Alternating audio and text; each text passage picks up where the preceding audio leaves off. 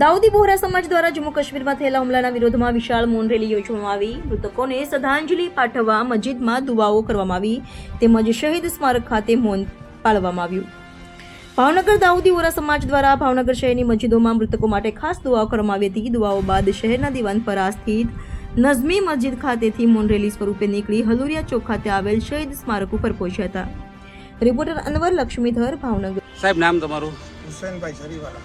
આજે તમે દાઉદી બોહરા સમાજ આજે શહીદ ભગતસિંહના સ્મારક પર આવ્યા છો, તો એ શું કામ આવ્યા છો?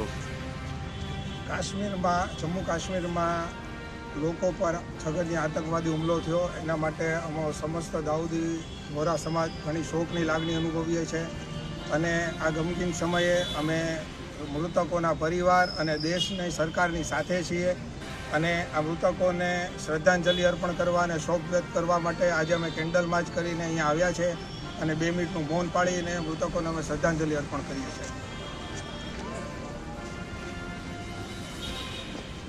બધા આતંકવાદીઓએ